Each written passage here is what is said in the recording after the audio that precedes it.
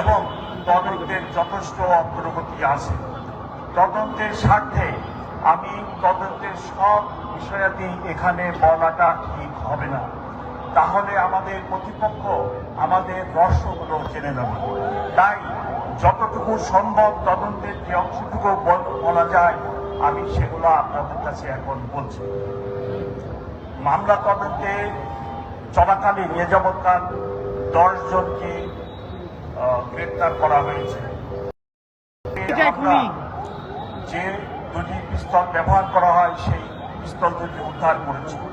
সেই পিস্তল দুটি এখন পরীক্ষার জন্য সাইন্টিফিক পরীক্ষার জন্য আছে, সেটা তদন্তের স্বার্থে আমাদের প্রয়োজন।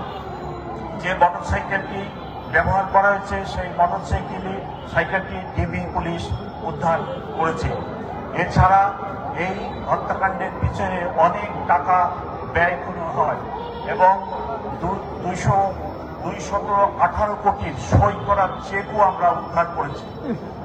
এটি একটি রহস্যজনক হত্যাকাণ্ড এবং এর পিছনে অনেকের জড়িত থাকার কথা।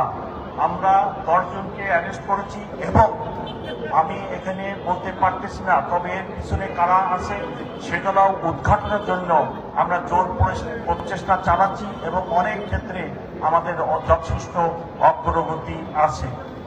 আমরা আশা করতেছি আগামী 10 দিনের মধ্যে অর্থাৎ জানুয়ারি মাসের 7 তারিখের মধ্যে এই মামলার চার্জশিট দিন। এই মামলা সংক্রান্তে আমার কাছে মধ্যবর্তী যে তথ্য আছে আপনাদেরকে দিলাম, যতটুকু তদন্তের প্রকাশ করা যায় ততটুকুই বললাম। আগামীকাল আরো বিস্তারিতভাবে আপনাদেরকে আমার মিডিয়া সেন্টার থেকে ডিবি চিফ ইন ডিটেল বলবেন। আপনারা নিশ্চয় আমার কথা বুঝতে পেরেছেন। সবাই ধৈর্য ধারণ করুন।